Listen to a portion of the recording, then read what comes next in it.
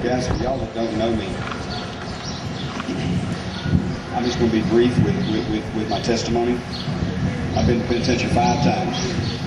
I've been to TDC 5 times. Started back in the 80s. Clemens, Darrington, Eastham back in the 80s when it was rough. Billy Tenders, turnkeys. There was the Michael Unit, Ellis. Been all over this penitentiary.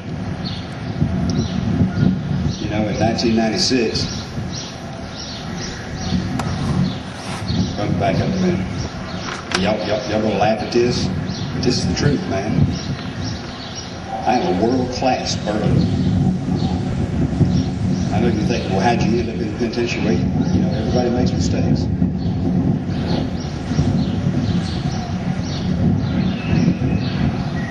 In 1996, I committed the smallest crime I'd ever committed in my life.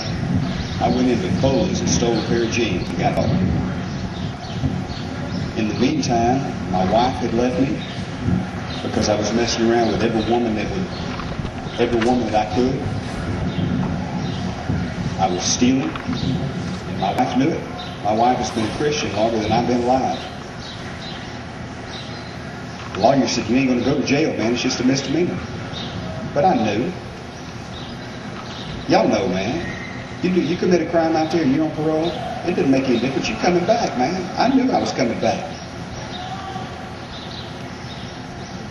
My wife had left me, fixing to lose my business. I had a good business, a locksmith. I'm a locksmith. Had a house, had a lot of tools. But I knew I was coming back to penitentiary. I'm sitting in the house one night and I thought, man, you know, is this all there is? Is this all my life is going to come to? Is the penitentiary? A stinking penitentiary, man. Is this all my life is going to come to? If it is, you know, I don't even want to be here. So I went in the bedroom and got my 45.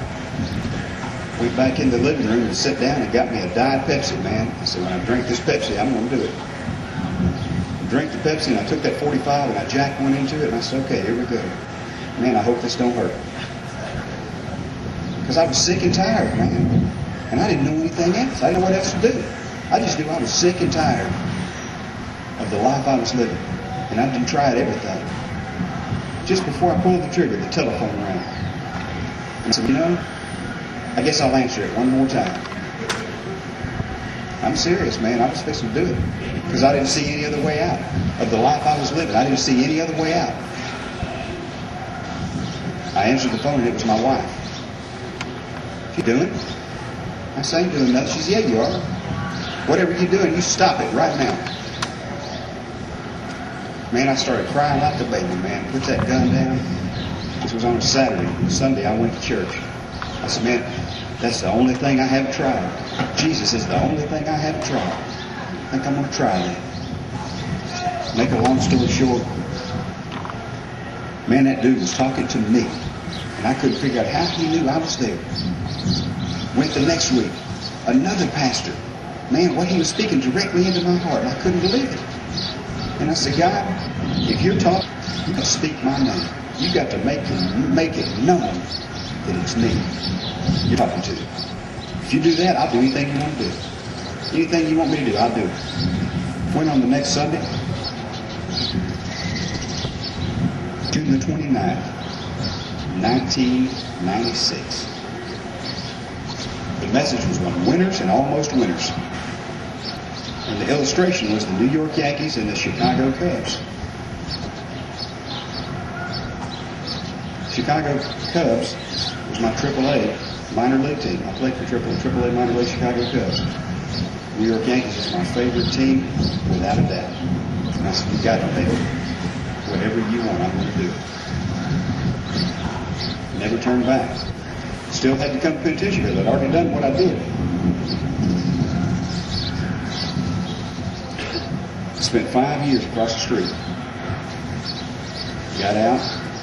My wife is back with me. My business is stronger than it ever was. We just bought that Mercedes truck sitting out there in the parking lot. That's mine. Had nothing to do with me. It had nothing to do with Michael Eustace. What I did. It had nothing to do with that. It's something to do with what God did through Michael Eustace. I was obedient to what God said to do.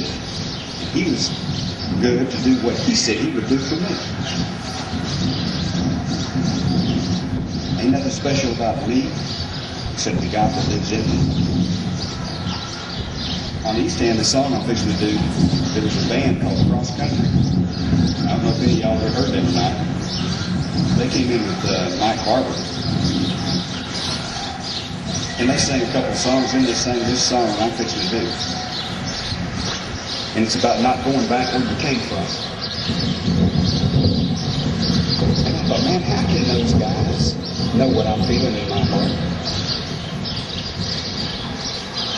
Ever since I heard this song, I've taken it as my personal theme song, my testimony. I don't do it as good as they do, but I hope y'all enjoy it. Guys, if I stood here and told you that I was never tempted from day to day to go back to the way I used to be, y'all would automatically know that I'm a liar. Every day I go out, man, I'm tempted to do the old things. Because the devil knows where my pot is weak. He ain't going to come and kick my pot where it's strong. He's going to come and kick it where it's the weakest. Every day I wake up, I got to pray up and put my armor on. Because I already know, even though I burnt that bridge, there's still a couple of detours, man. And the devil's trying to get me back down that road. Don't give in, man. Don't give in.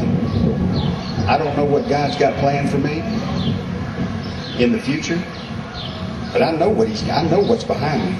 If I turn around and go back the way I was, I already know what's going to happen. Man, when you burgess, don't go back over, man. For sure.